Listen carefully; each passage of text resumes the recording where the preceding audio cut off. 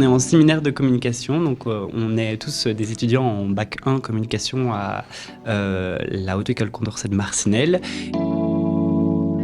Le projet, c'est les familiariser en fait avec finalement des grandes notions de communication autour d'un plan de com par exemple, comment réaliser un plan de com, c'est quoi les objectifs d'un projet, le public cible, le message, quels outils on peut utiliser, parce que finalement c'est des notions qui sont difficiles, mais nous, à travers le séminaire, en tout cas, on les prépare à ça. On avait déjà un logo, enfin ici on teste d'autres trucs, mais il faut que ça rentre dans un coin, c'est pas facile. On avait déjà essayé de faire un logo et on avait réfléchi à ça. Une bougie. Ils sont dans un projet où ils doivent raconter un projet commercial.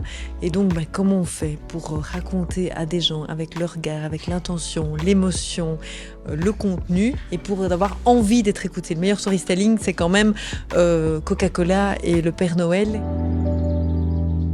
Qui raconte une histoire sur Père Noël, ça n'a rien à voir avec le Coca-Cola, et en même temps on fait l'association. Eh bien on travaille ça, on travaille l'imaginaire, on est des grands enfants aujourd'hui et on s'amuse, on rit beaucoup, mais on se surprend aussi de faire rire des autres et de donner l'envie d'être écouté. Le matin, je me suis réveillé, j'étais très heureux. Parce qu'ensuite, après m'être lavé, après m'être bien brossé les dents, je me suis habillé en motard et j'ai pris ma grosse Harley Davidson qui fait beaucoup de bruit. Et j'ai roulé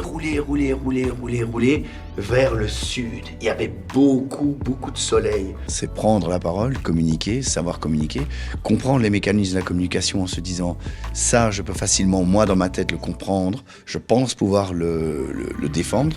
Et l'oralité, par contre, on se rend compte qu'il y a une première barrière, un premier barrage, une première frontière à franchir. Et donc ici, c'est de se dire, d'avoir complètement conscience de ce qu'on peut dire, penser, et ce que l'autre peut recevoir et comprendre. Donc à 10, le groupe là, je veux voir un sapin de Noël. 1, 2, 3, 4, 5. J'ai appris à me structurer, parce que communiquer c'est bien, mais il faut quand même avoir une structure pour que la communication soit efficace, et je pense qu'ici pour l'instant c'est ce que j'apprends jusqu'à maintenant. À l'école on réfléchit souvent à l'école, comment faire les meilleures notes, etc. Alors que eux poussent notre imagination, notre façon de faire beaucoup plus loin que ça, vraiment de comment travailler à l'extérieur, etc. Et c'est, en tout cas pour moi, ça m'apprend vraiment ça. L'autre groupe, attention à 10, je veux voir le concours de Miss Univers. 1, 2, 3, 4, 5, 6, 7, 8, 9, 10, photo ne bouge plus. Ça marche, on y va ? Ok. Le sketchnoting est un outil intéressant, tout d'abord parce qu'il est low-tech.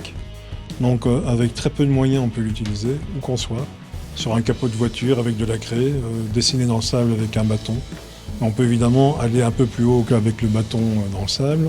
On utilise du papier, des marqueurs noirs et des couleurs. Et donc on est dans une technique de communication virale, low-tech, à partir d'un dessin qui explique un événement ou un concept à travers ce dessin-là, mais qui n'est pas complet par lui-même, il est complété par une narration, par un storytelling. On va développer un projet, en l'occurrence, nous, c'est développer une radio en Wallonie, et donc on décide de développer une radio 100% féminine qui va s'appeler Witches. Ils apprennent beaucoup dans le sens où quand on voit les étudiants avant le séminaire et après, on peut dire qu'il y a un grand changement, et certains étudiants d'ailleurs qui sont parfois démotivés avant d'arriver par rapport à l'école, ils sont peut-être parfois en décrochage.